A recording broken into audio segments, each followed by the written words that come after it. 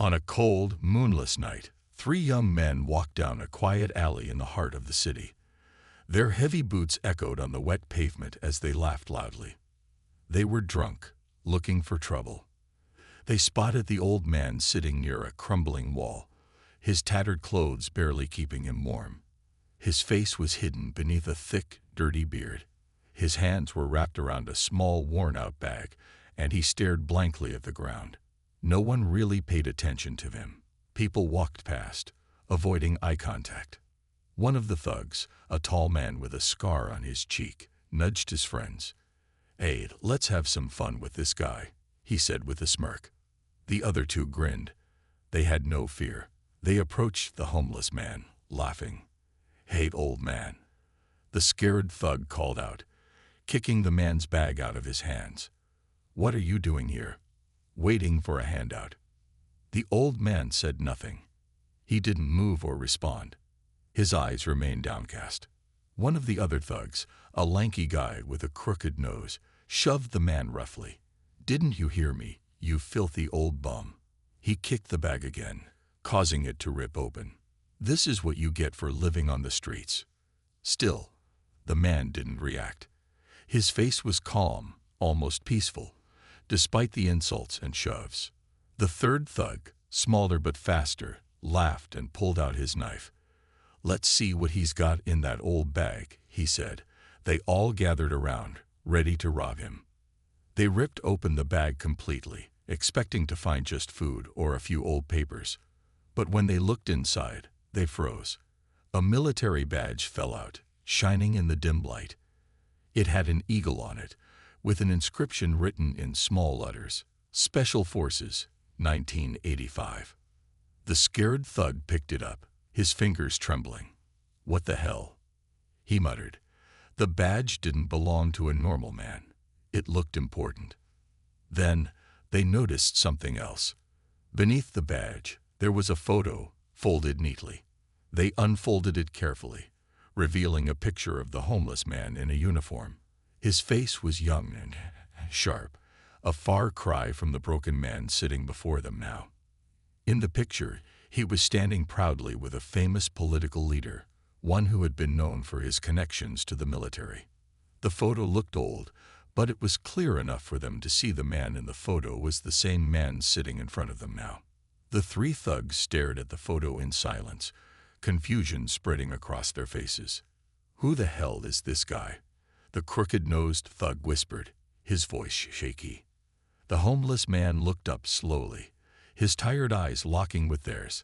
A strange smile curled on his lips, a calm, almost peaceful smile. It was as if he knew something they didn't. "You think I'm just some old man on the street?" He spoke softly, his voice low but steady. "You have no idea who I really am." The thugs froze, staring at him. There was something about his calmness, something unsettling about the way he smiled, as if he was no longer scared of them. "Come on, let's go," the scared thug said quickly, trying to act tough again. "Let's get out of here before we get in trouble." But the moment they turned to leave, the homeless man spoke again. "You shouldn't make enemies with the past." They stopped dead in their tracks. For a moment, the night felt even colder.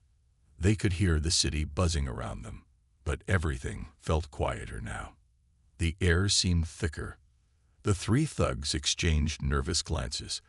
They had done many bad things before, but this was different.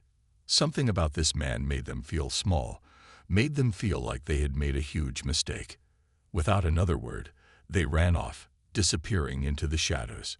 The homeless man watched them leave. His smile faded. He slowly picked up the broken bag from the ground and carefully put it back together. He held the photo and the badge in his hands for a moment, then tucked them back into the bag. But as they left, the world around him felt different. It wasn't the same alley anymore, and he wasn't just the homeless man anymore. He wasn't just the broken soul forgotten by the city. He was something much more. The next day, whispers began to spread through the streets. "Did you hear about the old man? The one near the train station. He's not just some homeless guy. He used to be someone. He used to be a hero." The thugs, though scared, couldn't stop talking about the man. They couldn't forget that badge, that photo, and that strange, calm smile. Who was he? How could someone who had once been so powerful end up here, on the streets? Was he truly who they thought he was? Or was there more to his story than anyone could imagine? Sana couldn't shake the feeling that the homeless man, this mysterious figure, was hiding something much bigger than anyone had realized. She sat in her small apartment, surrounded by her notes, photographs, and newspaper clippings. The story she had stumbled upon was more than just a local mystery. It was a hidden piece of the city's past, a past that many would rather keep buried.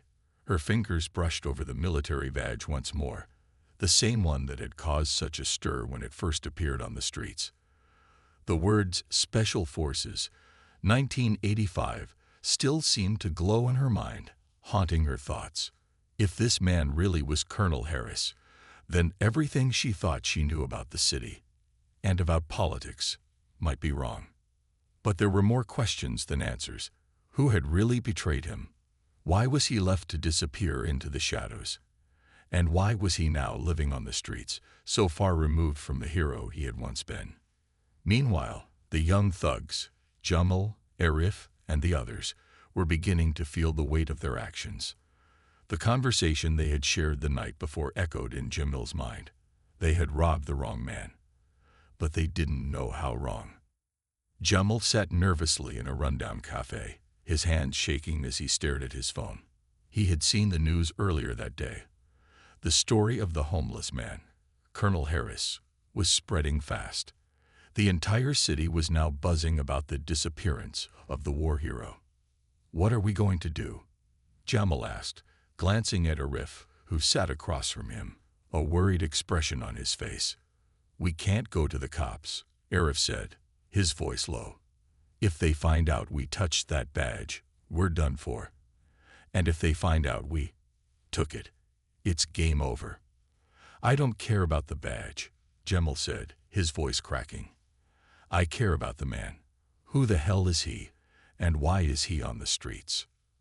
The two thugs exchanged a nervous glance. There was something deeper going on. They could feel it in their bones. They had to find out more, or they might just get caught in something bigger than they could handle. Back at the train station, the homeless man, Colonel Harris, watched the world around him in silence. He knew his time on the streets had been coming to an end. His past was beginning to resurface, and he couldn't hide anymore. But what was he waiting for? Why had he stayed hidden for so long?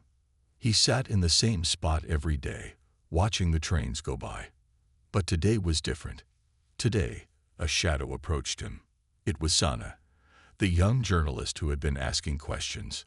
Her eyes were filled with curiosity, and though he couldn't quite read her yet, he knew she was close to the truth. He waited until she sat beside him, her face hesitant but determined. "You came back," he said softly, his voice surprisingly calm. "I had to," Sana replied, her voice steady despite the uncertainty she felt inside. "I need to know who you are. I need to know the truth." Colonel Harris looked at her for a long moment. His eyes, though tired, were sharp, almost as if he could see right through her. Finally, he spoke. "You want the truth," he said quietly. "The truth is a dangerous thing. It will take you places you don't want to go." Sana felt a chill run through her. What was he talking about? She had already felt the danger when she uncovered the first clues. She knew there was something much bigger hiding beneath the surface. But she had to keep going. She had to know the whole story. "I'm not afraid," she said firmly. "I need to know who you are. The whole city is asking. The whole city is talking about you." A faint smile appeared on the old man's face. "The city doesn't know what they're asking for," he murmured. "And neither do you." Sana's heart raced. She could feel the tension building, the secret just beyond her reach. She had to ask the question that would change everything. "Why were you left behind?" she asked. "What happened in that mission? Why did they abandon you?" The homeless man's expression grew darker. He turned his gaze to the ground, as if remembering something painful. After a long silence, he spoke again. I wasn't abandoned, he said softly, his voice barely a whisper. I was betrayed. Sana leaned in, her curiosity burning. By who? Who betrayed you? But Harris shook his head, as if he wasn't ready to share everything just yet. He looked up at the passing trains and then back at her. The truth is more complicated than you can imagine, he said, his voice quiet but full of hidden pain. The people who left me there have their own secrets, their own lies. And if you dig too deep, you might find yourself in a place you can't escape from. Sana's mind raced. The story was bigger than she had thought. There was a web of corruption and lies, and Colonel Harris was the key. But why had he chosen now to reveal himself? What had changed? Before she could speak, Harris stood up slowly, his old joints creaking. You'll find the answers, but be careful, he warned, his voice stern. The truth will cost you more than you're ready to pay. He turned and walked away, disappearing into the shadows of the train station. Sana sat in stunned silence. She had been given a glimpse into something dangerous. She could feel it deep in her gut. The truth was close, but it was buried under layers of deception and fear. But she couldn't stop now. She had come too far. Meanwhile, Sana's search led her to the abandoned warehouse district on the outskirts of the city. The air was thick with the smell of rust and decay, and the shadows seemed to stretch endlessly. She had traced a phone number to this location, a number that had been used by people connected to Governor Rizwan's disappearance. She had no idea what she would find here, but she knew it was the only place left to search. As she walked through the dark, empty streets, her phone buzzed. It was a message from an anonymous number. Stop looking. The truth is already buried. Leave it alone. Sana's heart raced. This was the warning she had been expecting. But she couldn't stop now. Not after everything she had uncovered. She had to go further. She had to know the truth. The night was quiet as she approached the warehouse. But as she neared the door, she heard a noise. A soft, almost imperceptible sound. It was coming from inside. Sana took a deep breath and pushed the door open, the creak of the hinges breaking the silence. Inside, she found something she wasn't prepared for. A room filled with files, documents, photographs, and recordings. But there was something even more chilling in the center of the room. A figure, a man, hunched over, his back to her. It was Colonel Harris. What do you mean? She whispered, her voice shaking. Harris paused, his eyes narrowing, as if he was deciding whether to tell her. Finally, he spoke. I'm not just a reporter. I've been working for the other side all along. I was assigned to find you, keep you close, and make sure the truth never saw the light of day. But something changed. I couldn't let them destroy you. Sana felt the ground shift beneath her feet. All this time, Harris had been working for the very people who had been hiding the truth from the world. He had played her, used her, but now, it seemed like he was having second thoughts. Her mind raced, processing everything she had just heard. Harris had been the enemy all along. He had been the one leading her into the lion's den, feeding her information, guiding her to uncover the truth, all to keep her quiet. And now, after everything, he was telling her he had betrayed her, but had changed his mind. I don't know if I can trust you anymore, she said, her voice a mix of anger and disbelief. Harris took a step back, his face twisted in regret. I don't expect you to. But we don't have a choice now. The truth is out, and they won't stop until they silence both of us. Sana's heart raced. She didn't know if she could trust him. But one thing was clear.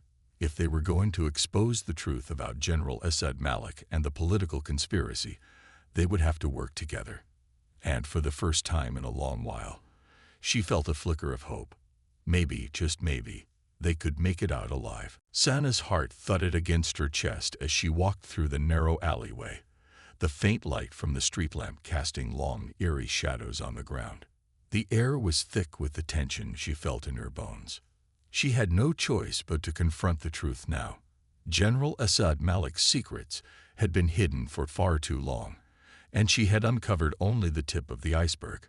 Her phone buzzed suddenly, the sound piercing the silence around her. She froze. It was a message from Harris. "They know you're close. Be careful. Get out of the city now." Sana's fingers trembled as she read the message, but before she could even think about responding, the unmistakable sound of footsteps echoed behind her. She turned quickly, her heart racing. The alley was empty, but the feeling of being watched lingered in the air. "Who's there?" she called out, her voice trembling but firm.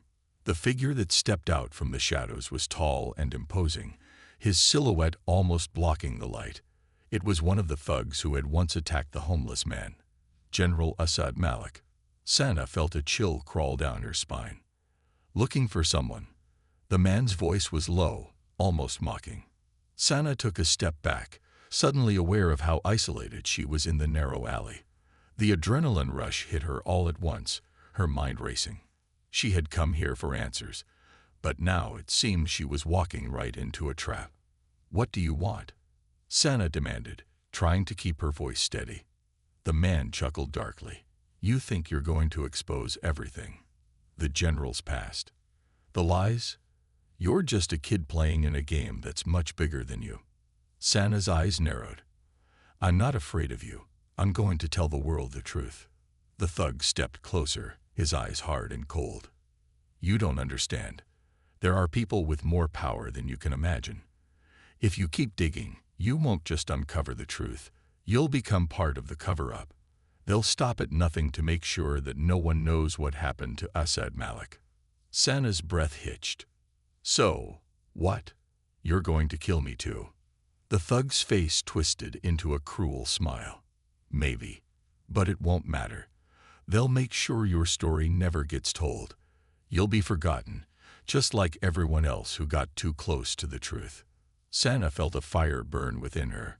She refused to let fear control her. She had come this far, and she wasn't going to back down now. "No," she said, her voice stronger than before. "I'm going to make sure people know who Asad Malik really is. People deserve to know what happened to him. You can't stop me." The thug took a step forward. But before he could reach her, a sharp voice rang out. "Step away from her." Sana's heart skipped a beat. She turned and saw Harris, standing at the other end of the alley. He was armed, holding a gun in his hand, but there was no sign of fear in his eyes. "Harris, no," Sana cried, rushing toward him. "It's a trap. You can't." "It's okay," Harris interrupted, his voice calm but commanding. "I got this. Stay back." The thug hesitated, eyeing Harris warily. "You don't scare me. The general's already gone. There's nothing you can do to stop us now."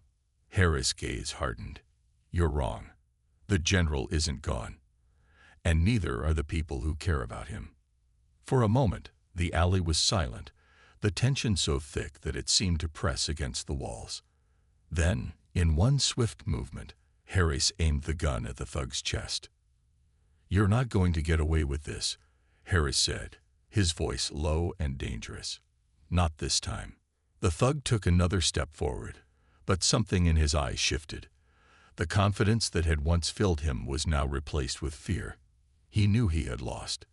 He turned to flee, but Harris was faster, firing a warning shot into the air. "Don't move." Sana watched in awe as the thug froze, his face pale. Harris stepped forward and quickly disarmed him, the thug's hands raised in surrender.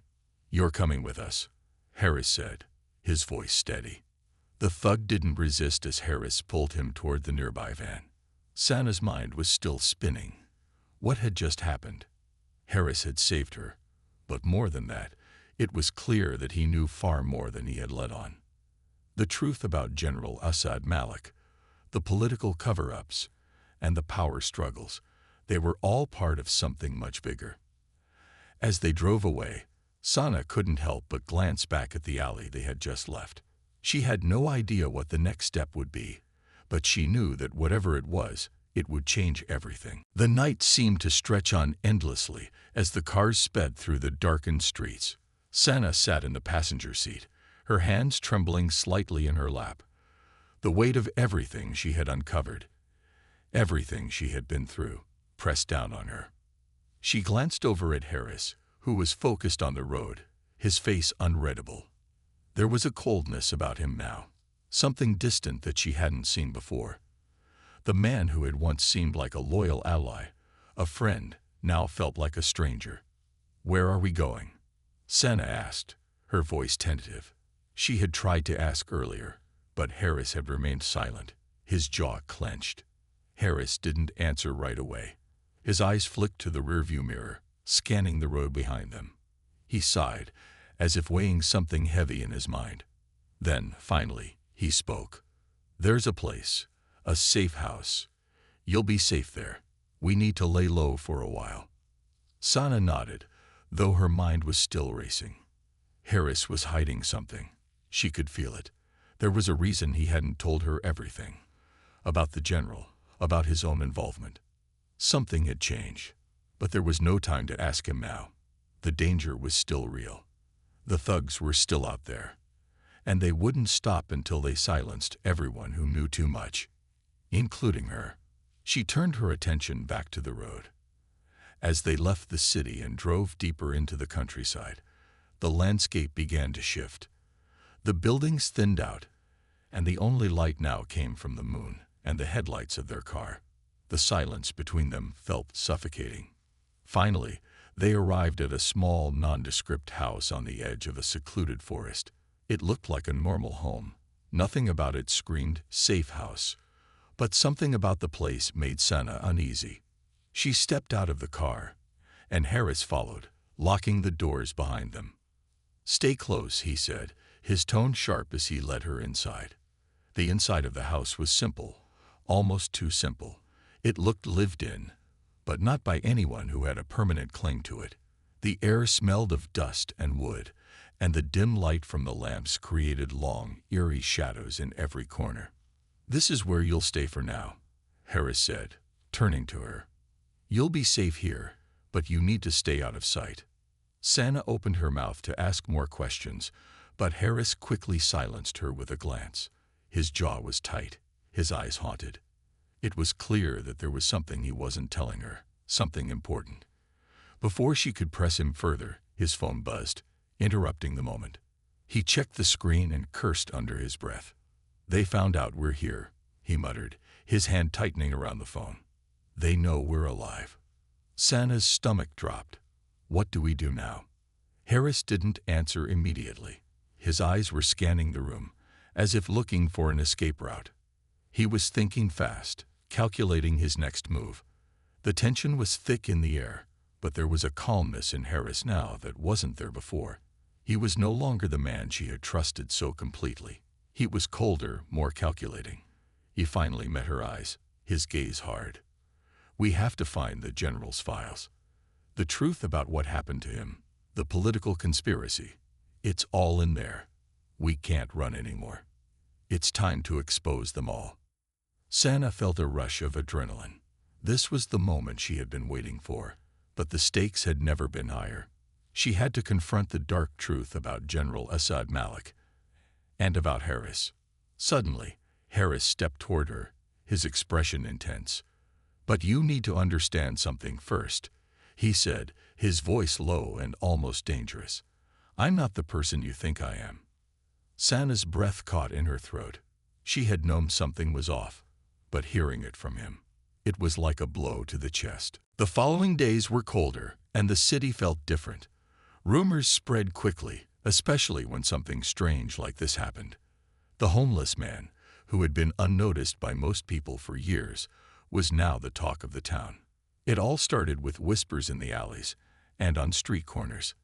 At first, it was just a few people who had seen the man in the picture, telling others about the strange encounter with the homeless man near the train station. They spoke of the military badge and the photo. Soon, the story grew, and more people began to wonder, was this really the same man who had been in the military, standing next to a famous political leader? A retired officer named Officer Ahmed, who had served in the army years ago, overheard the story while having coffee in a small diner. He paused, a lump forming in his throat as he listened to the description of the man. Could it be? I know that name, he muttered to himself. He reached into his pocket and pulled out an old newspaper clipping. It was yellowed with age, but the headline was clear: Colonel Harris lost in war operation. It was him. The photo, the name. It was Colonel Harris, a man who had vanished 15 years ago during a failed mission. He had been declared dead after an operation went wrong in a foreign country. Harris had been a national hero, but no one had seen him since. Officer Ahmed felt a chill run down his spine. There were rumors back then that Harris had been betrayed by his own government, that something terrible had happened, but no one had ever proved it. And now this man, who had been living on the streets, might hold the answers to a long-forgotten mystery. He had to find him. Meanwhile, the young thugs who had robbed the old man had also been talking. After the strange encounter, they couldn't shake the feeling that they had just crossed paths with someone powerful. Jamal, the thug with the crooked nose, couldn't sleep. He lay awake in his small apartment, his mind racing. He kept seeing that military badge in his head, flashing like a warning. Was it real? Was the old man really Colonel Harris? He couldn't help but feel uneasy. The more he thought about it, the more his guilt grew. They hadn't just stolen from a homeless man. They might have stolen from someone important, someone who could ruin their lives. Jamal grabbed his phone and dialed his friend, Arif, the thug with the scar. "Hey man," Jamal whispered, his voice trembling. "We need to find out who that guy really is. We messed up." Arif's voice came through the phone, calm but tense. "You think he's really Colonel Harris?" "I don't know," Jamal replied. "But if he is, we're in trouble. Big trouble." They agreed to meet up the next day. In another part of the city, Sana, a young journalist, had been following the story ever since the photo of the homeless man went viral.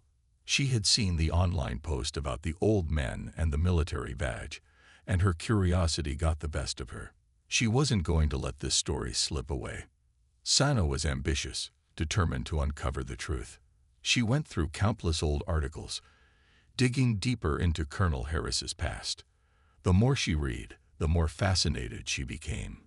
Harris had been a celebrated officer, known for his bravery, but his disappearance had raised suspicions. There were no clear answers about what had happened to him after the mission failure. Sana knew this story had to be bigger than just a viral post about a homeless man. If the man on the street was indeed Harris, it would change everything. It would expose corruption, betrayal, and long-hidden secrets. She decided to visit the train station, where the man was last seen. She hoped to find a clue, a lead, anything that would help her solve the mystery. As she approached the train station, her heart raced. She didn't know exactly what she was looking for, but something inside told her she was close. Suddenly, she spotted him. The homeless man, sitting on the same bench, his bag by his side. But this time, his eyes were alert. He looked up, and for the briefest moment, their gazes locked. Sana froze, unsure of what to do next. He smiled at her, not the strange, calm smile from before, but a gentle, knowing smile. It was as if he had been waiting for her, as if he knew she would come. Sana stood frozen at the door, her eyes locked on Colonel Harris, the man who had once been a figure of power, now a shadow of his former self, hunched over a table full of files, his face grim and focused. The room felt colder than before, and Sana's heart raced in her chest. She didn't know if this was a moment of revelation or one of danger. "Harris," she whispered, almost afraid to break the silence. The colonel didn't turn. He didn't even flinch. Instead, his fingers continued to sift through the papers in front of him, his face illuminated only by the faint glow of a single light bulb hanging overhead. "You shouldn't have come," he said, his voice soft but firm. "The truth you're chasing, it's bigger than you think." Sana took a hesitant step forward, her curiosity battling the rising sense of fear. "I need to understand. I need to know why you disappeared." Why are you hiding?" At the mention of his disappearance, Harry's shoulders stiffened, and for a brief moment, Sana thought she saw a flicker of pain in his eyes. But it vanished just as quickly as it had appeared. He finally looked up at her, his expression unreadable.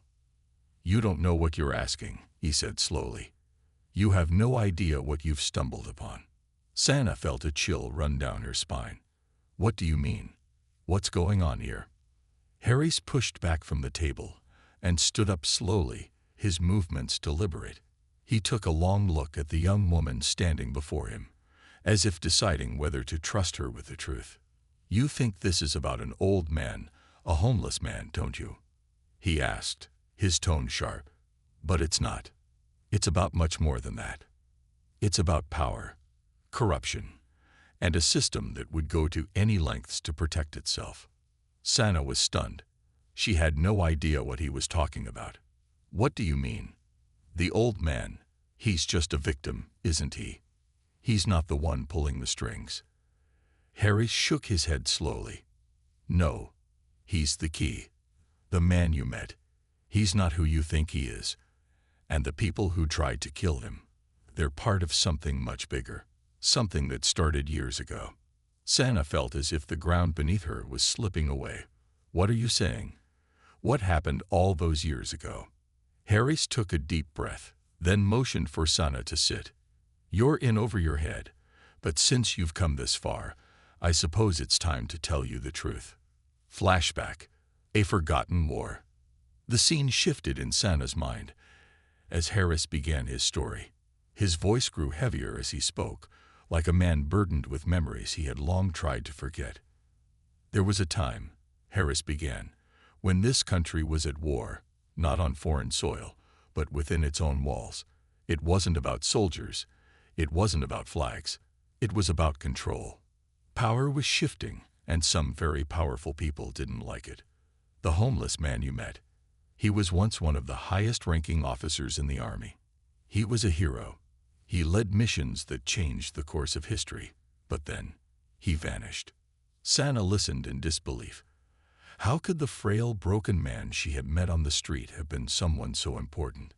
"His name was General Asad Malik," Harris continued, his voice soft but filled with respect. "And the people who wanted him gone, they didn't just want him out of the picture. They wanted him erased, but they underestimated him, and they still do." Sana's mind raced as the pieces of the puzzle began to shift. General Asad Malik. The old homeless man was a general. This couldn't be possible. She thought back to the photo of the man with Governor Rizwan. Could the two of them have been involved in this war Harris was speaking of? "Are you looking for something, young lady?" the old man asked, his voice soft but clear. Sana hesitated for a moment before she spoke. "I'm looking for the truth. I want to know who you really are." The man's eyes flickered for a moment, but then he simply nodded. "Truth is a heavy thing to carry," he said quietly. "But if you truly want to know, you will." Sana felt a shiver run down her spine. She didn't know whether he was warning her or giving her hope. But one thing was clear. He knew more than anyone was willing to admit. The next day, the story of Colonel Harris, the missing war hero, had already begun to spread in whispers. People were asking, is he really the man from the photo? The hero who disappeared? But no one had the full story. The mystery was only beginning. And for some, it was already too late to turn back. The politicians, the military elite, they all knew the truth, Harris said bitterly. But they couldn't let the public know. Assad knew too much. And when they lost him, they decided to cover it up. But they couldn't erase his legacy. Not completely. Sana stood up abruptly, her mind swirling with thoughts she couldn't quite grasp. If he's so important, why is he living on the streets? Why would someone like him be reduced to begging for food? Harris stood silent for a moment, his eyes haunted. Then he spoke, his voice barely above a whisper. "Because that's how they control him. They made him disappear, erased his identity, erased everything he once was. And the people who tried to kill him, they're sent by those who want to finish what they started. They want to make sure Assad's past stays buried. Sana's blood ran cold. She had thought that she was chasing the simple story, one of a homeless man caught in the wrong place at the wrong time. But now she realized it was so much more. There are people out there who would stop at nothing to silence him, Harris warned. And they'll stop at nothing to silence you if you don't let this go. Sana's heart pounded in her chest. She had already come too far to turn back. The truth was more dangerous than she had ever imagined. But now she had no choice but to keep moving forward. I can't stop now, she said, her voice firm. I need to expose the truth. People need to know who General Asad Malik really is. Harris looked at her with a mixture of pity and admiration. You're brave, he said quietly, but you're walking into a trap, and you won't be the only one caught in it. The days following her meeting with Colonel Harris left Sana restless. His words echoed in her mind, repeating over and over. The truth will cost you more than you're ready to pay. She couldn't help but wonder if he was trying to warn her, or if he was simply a man broken by his past, grasping for any excuse to hide from it. But something in her, something deep within, told her that the homeless man was right. The truth was buried under layers of lies, and every step she took seemed to lead her closer to a danger she couldn't fully comprehend. But she couldn't stop. Not now. Not after everything she had already uncovered. Sana's investigation led her to a new lead, a photograph that had been hidden away for decades. The picture was yellowed with age, a relic from a time when Colonel Harris was in his prime. It showed him standing alongside several other men, all in military uniforms, with one man standing out. A politician, a well-known figure from the city's past, Governor Rizwan. Governor Rizwan had been a powerful man, a leader who once held the city in his grip. But after a scandal, he had mysteriously disappeared from public life.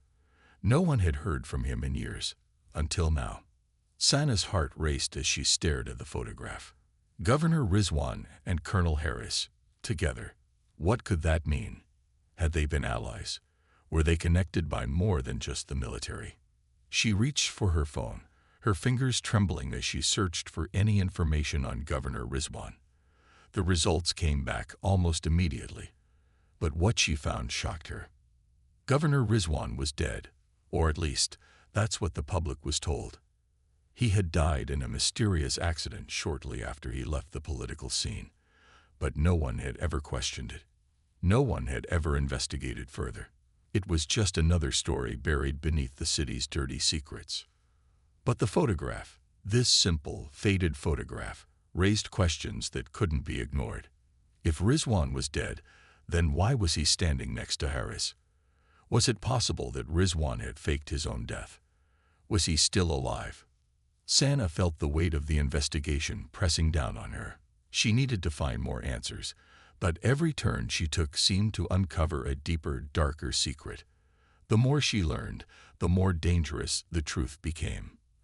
And now, it wasn't just the thugs or Harris who were involved.